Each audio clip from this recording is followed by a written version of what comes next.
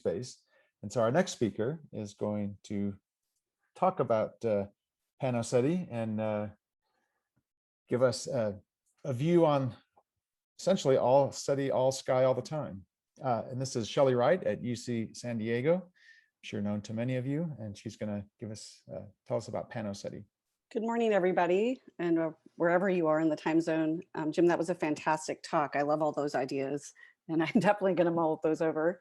Today, I'm going to talk to you about kind of an update on Panoramic SETI, and I just wanted to give a shout out to Dan Wertheimer, Paul Horwitz, and Jerome Mayer, who have been kind of partners in crime on this for the last several years.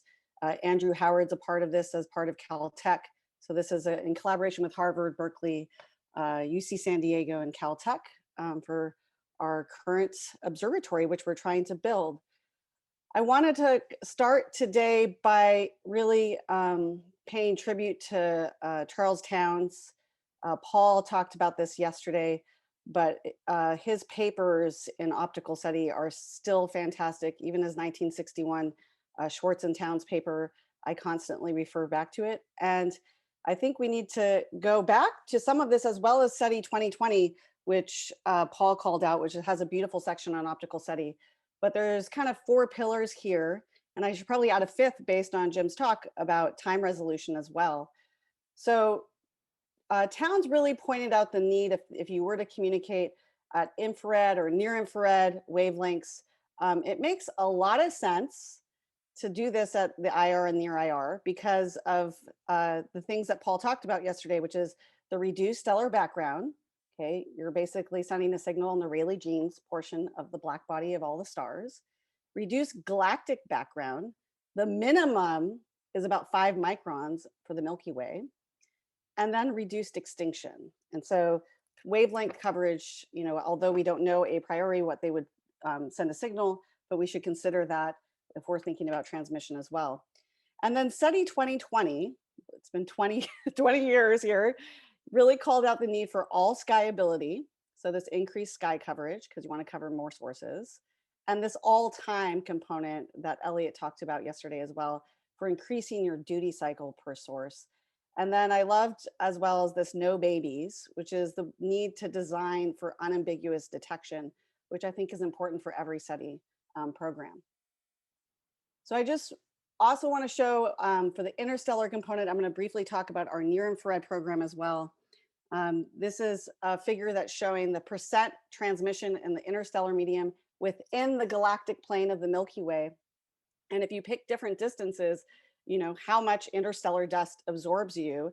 So in stars here, just at 0.3 kiloparsecs away from us, if you get down into the blue wavelengths, you're only at 40% transmission. And if you pick something, at the galactic center, of course, it's completely unobservable. And so in terms of interstellar extinction, this is one of the main reasons Towns pointed to the need for optical SETI really to be infrared SETI. And the trouble with that, and why we started at optical, is because of detector technology. And it takes cryogenics to cool infrared instruments, which makes it much more challenging for this. So one of our programs we started basically in 2013 was to start the first near infrared optical SETI program. I should have put optical SETI in quotes. We built an instrument that we placed on the nickel. It was commissioned in 2015. And what we used are 2 single pixels avalanche photodiodes. And these are actually multi-photon pixel counting devices, which stems into our later program for PanoSETI. They're fast response, they're gigahertz speed, they're beautiful single photon counting devices. So we built this instrument, we put it on near the nickel. We have about a dozen nights per month up until COVID, where it was being run by UC San Diego undergraduates. And we looked at over 1,000 sources. And Jerome Mayer has a nice paper in 2019 in AppJ that gives some of those results and some of our readout processing and our analysis tools for those sources as well. And our coverage here was about 850 to 1,700 nanometers. So if you look at near infrared SETI from Jerome's paper, we target about 1,280 objects. And this is a pencil beam survey. It's the crux of most SETI programs. and whether you do all sky or targeted search. So if you look at this in terms of cadence, right, our problem here in the plane of the sky is that if we look at single sources at a time, we looked at them for about 5 minutes for near infrared SETI. So 5 minutes was long enough where it was enough for the students to take a little bit of a break. And if you go any longer, then the students get bored. And so there's really no scientific reason, except for covering the number of sources, that we move between each target. But I like to show this video because it really highlights the issue of duty cycle, right, and sky coverage. And it really points to the need of why you need all sky all the time for SETI. So that brings me to Panoramic SETI. And this came out of the 2016 workshop that Paul was talking about. And it started as a collaboration then between Paul and Dan and I to try to think about ways to do optical SETI in this nanosecond regime at all sky, all time. And so these are our goals, which were to extend wide field searches to the desirable near infrared. So I'm going to talk about our efforts in that area where we remove this targeted search. We want to investigate the entire observable sky. So increasing the field coverage by a factor of 30,000 based on the Harvard work with the dedicated 1 meter telescope that they built, and a factor of 3 million based on the pencil beam surveys like APF. We want to increase the fraction of time observed on any given source by a factor of 100,000 and enlarge the number of observed sources to hundreds of millions of stars. And then of course, the interesting thing that's highlighting is this interest in the transient universe and looking at potential astrophysical sources and coordinating with multi-messenger programs within this decade. So what we've done is that we wanted to make an all sky survey. And to do this, we essentially needed hundreds of telescopes. And we needed a cheap and effective way to do that. And so what we looked on early on after 2016 was investigating Fresnel lenses, which was suggested by Jerome Mayer. And it turns out that Fresnel lenses have gotten quite good. And we ordered about 50 of these from all sorts of vendors across the world. And in our lab at UC San Diego, we measured all of their optical qualities and spot sizes for this to determine our best use that would match our pixels, for which I will talk about. Jerome wrote a really nice paper on this in 2018 in SPIE. If you're interested in Fresnel lenses, we do a study with all the vendors across the world right now. And this largely has to do with the filming industry and projectors. So when we looked at this a decade prior to this, we did not have good enough spot quality to do our optical telescopes. So this gave us a cheap way to make telescopes with fast optics, so wide field of view. I should have said that they're about f1. And then we needed a fast response gigahertz level detector. And right about that same time, they were about to be mass produced. So Hamamatsu went into business to make these MPPCs, and they're similar to the near infrared ones we started working with in 2013. And what it is that it's an APD, okay, and it's about 3 millimeters in size. And for every 3 millimeters, there's 14,400 subpixels, okay, that allow us to operate essentially, in Geiger mode where you can get we don't get long quenching times. So they operate within 300 and 850 microns. Paul did a nice thing on his scope here that shows they have really beautiful photoelectrons that you can detect, 3PE, 2PE, a very clean time resolution. So these are being used in the medical industries for CAT scanners and being mass produced. And what we first did was ordered these detectors to detect in our lab and check within our electronics. So here's a nice picture of one of these single devices, a 4x4 here. So now that we have a Fresnel lens and we have our detectors, our MPPCs, we needed a way to tile them efficiently to get good sky coverage. And so what I'm showing you is one of our latest CAD designs of a geodesic dome. Okay, it's clipped here with 45 telescopes. Each telescope observes about 9 by 9 square degrees on sky, and this would be our projected field coverage on sky. Now, to get to that unambiguous detection, we would like to build 2 of these observatories.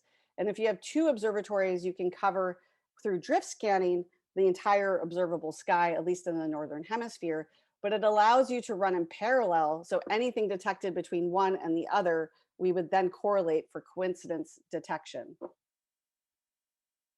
And thanks, Jim, for showing this plot.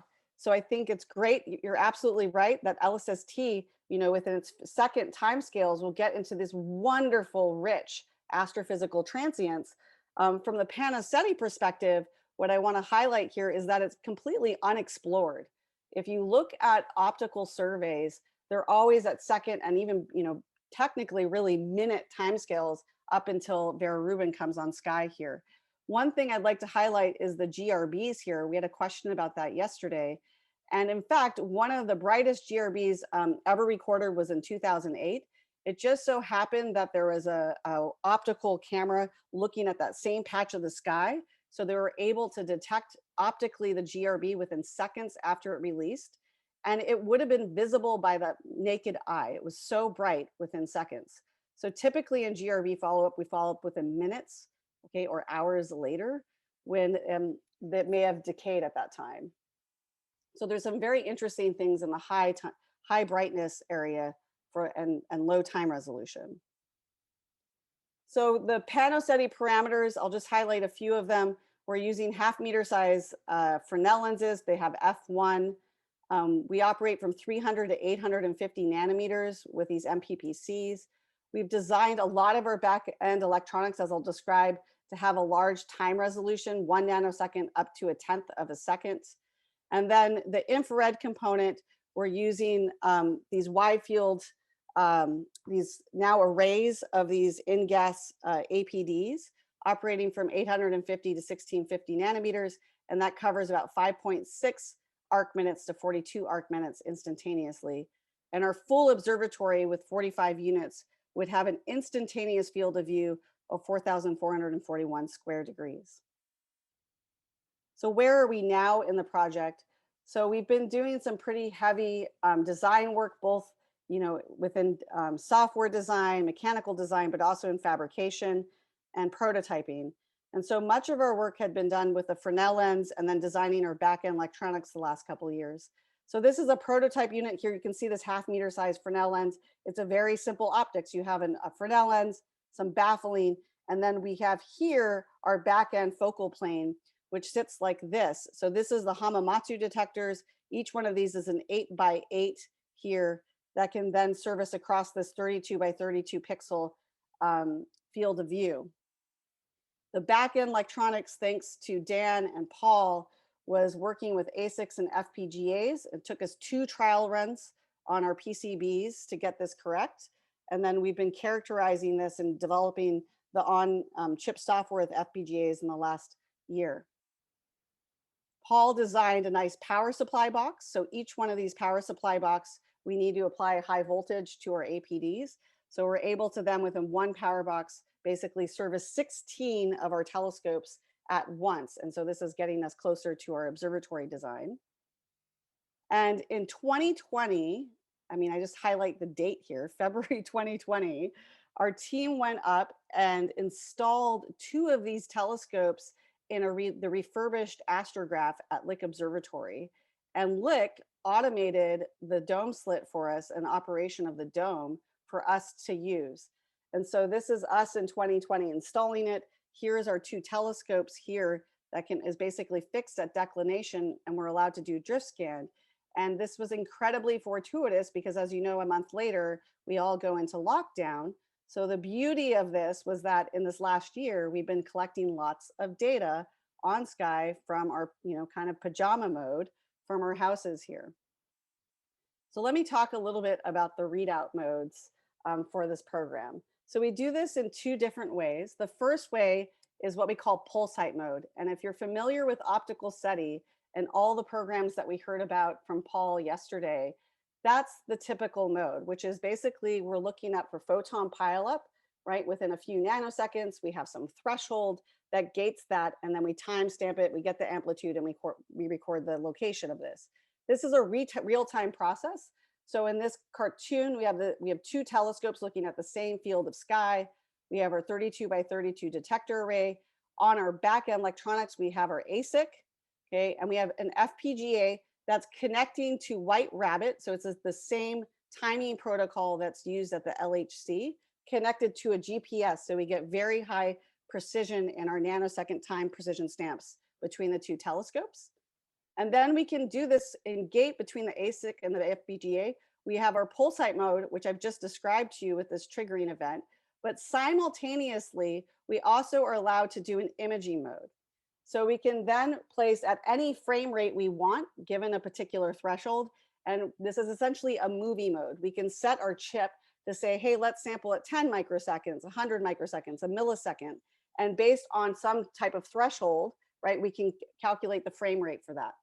This mode for imaging mode then goes straight into, you read out the entire array, and then it gets dumped to disk. Okay. We can get this simultaneously with the chip and the way we've designed it happening at once. Then once we get to the detector, get to the computer, we then can do a post-processing with pulsite coincidence analysis, right? For our pulsites, if we're looking for two pulses to arrive at the telescopes at the same time, we now have high precision time stamping. We also have to do astrometric measurements to make sure they come from the same part of the sky. We cross correlate that. And then we need to distinguish between individual events, Trankov events, or whether it's a candidate event. And similarly, for the imaging mode or movie mode, we can do coincidence analysis between the two telescopes. And you can do timing correlations, we can do spatial correlations across it, and we can do periodicity analysis. And this component here is very interesting for SETI, but it's also interesting for astrophysical transient science that we'd like to do with PanoSETI.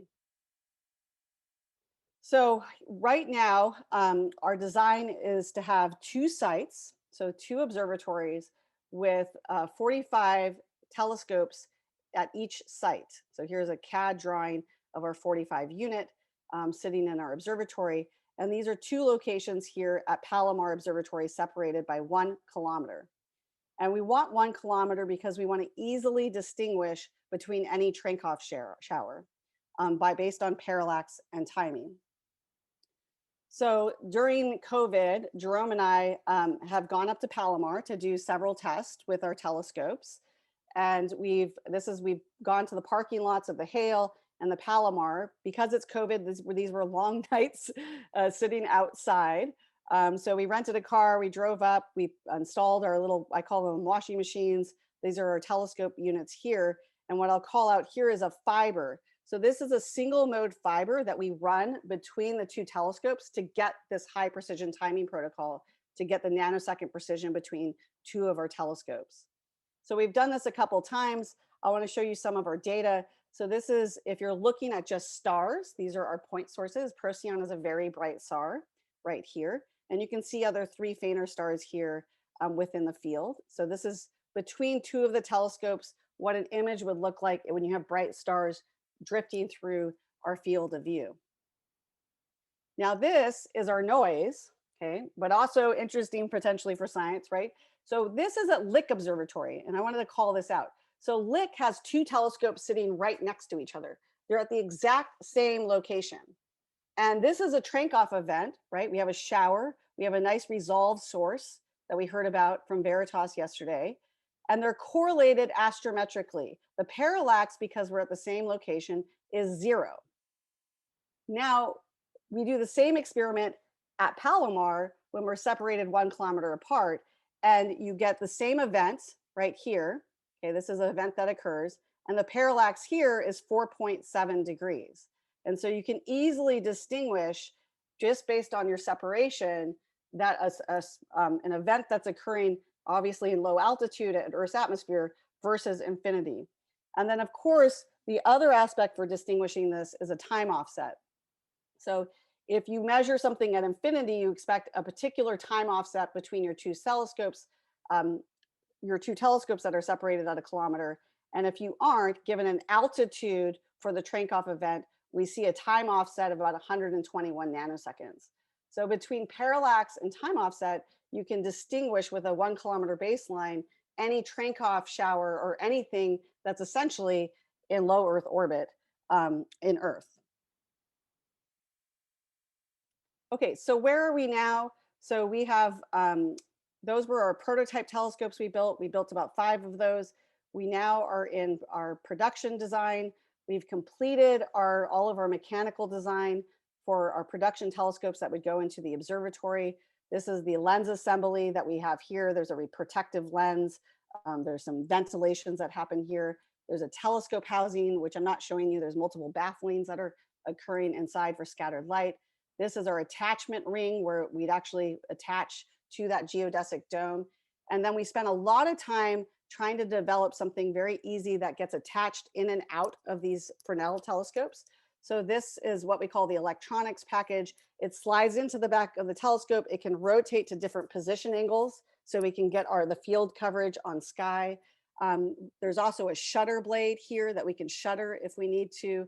And then here is our detector plane here, and there's a focus stage, etc. So all back-end electronics easily slip out of the telescope for servicing. All of this is finished and currently at the machine shop. We actually have some of the telescope housing and the lens assembly now in the lab. So what about the observatory?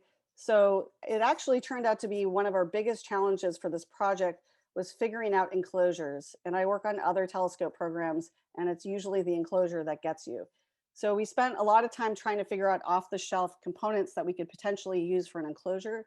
Right now, we've selected a company called Astrohaven with an 18-foot clamshell enclosure that would open up like this, and then you would have your 45 telescopes looking on the plane of the sky. And really that set the number of telescopes that we can fit in. If we get much larger enclosures or designs, it gets much more complex. So the site selection has occurred. So we've been working with Palomar staff and Caltech for the site selection. We picked 2 sites, site 1, which is in the museum field. If you're familiar with Palomar, here is the 30-inch telescope here. This is Palomar 60-inch down here. And the second field is just north of that. The importance here is we have a good field coverage. The yellow point here for the museum field represents power and data, and then power and data here for which we'll have to trench to each of these 2 sites. And then actually one of the harder components of the construction site that we've been working on with Palomar is how we run our single mode fibers between the 2 sites. So if you're interested, this is site 1 and site 2, the visibility of our site clearance here in site 2 and site 1 at the museum field. I also want to briefly just highlight again the wide field near infrared SETI component. So 2 of those telescopes within the dome we want to operate with a near infrared back end. We're still working on this. We purchased a 5x5 detector here that's was basically R&D with our company that we worked on for near infrared SETI. We're in design work for them to make a 4x30 array where each pixel would have 1.4 by 1.4 arc minutes. And basically you set that based on, your background limited at that point. So you need to find out that sweet spot. So you get an instantaneous field of view of 5.6 by 42 arc minutes. And this allows you to, between 2 of these, to do drift scanning, right? So you can drift scan across the field of view here, which has never been done in the near infrared. Right now, we're working on our back-end electronics for this and digitizing them. So to summarize, our team has made significant progress on prototyping and designing Panoramic SETI or PanoSETI. Most of our work the last couple of years was the back-end electronics and the detector readout and our software development. We've completed 5 prototype telescopes, 2 of them are on Sky. We've been deploying them at Palomar this last year during COVID. The production telescopes are in design. We're doing the design work on our near infrared detector backend. And we have an architect now. We have site selection happening. And in our schedule, we're anticipating construction and commissioning in 2022. So thank you so much. And hopefully we have time for questions. Absolutely, that's terrific, Shelley. It's very exciting. And it's great to see how good commodity electronics and components are making their way into optical. We have always highlighted that for the radio, and it's cool that it's happening in the optical as well. So we do have some time for a few questions if people have any.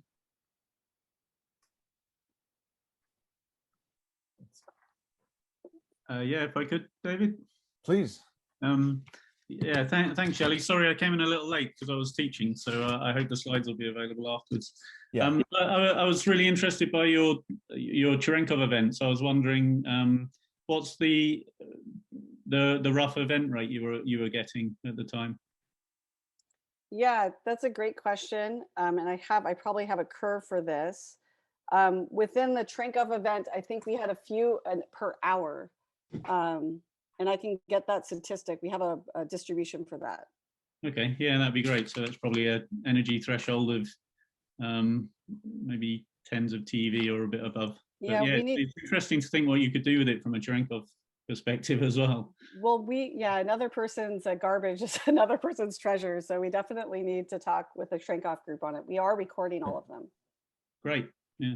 So you are talking right now with the Cherenkov group. Yeah. So that's Yeah, good. yeah, It's yeah. good. That's part of the whole point, is to foster these connections. So. Yeah, maybe we could set up a time for another meeting. Hi, this is Bruce Grossan from Space Sciences Lab. And I put a question in the chat, and that was, for your aperture, in 1 second, what is your projected sensitivity, both for your optical and your IR channels?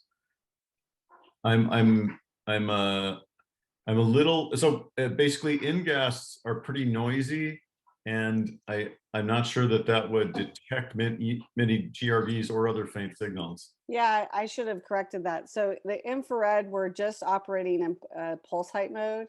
So you're absolutely right. We're background limited there. And so that's why we go, that's why in optical SETI, we go to nanoseconds.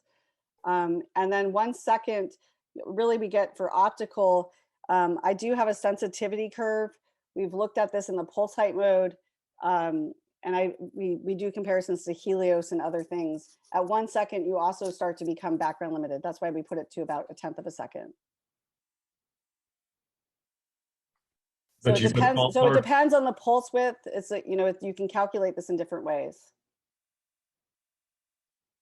Okay, but ballpark, are you saying you're only sensitive to transients and have no sensitivity to slow changing things? Or can you give a ballpark sensitivity for a slow changing light curve? A slow changing light curve in imaging mode, or even in these modes, we're detecting up to like 6 magnitude stars if you're just looking at continuous. Yeah. Thank you. And that's yeah, no, it's a great question. It's one our team talks about. So as you change time resolutions, right, our background rate changes. The other thing that sets it is your pulse height threshold. And so we can calculate that for different pulse height thresholds as well. Really exciting work. Thank you.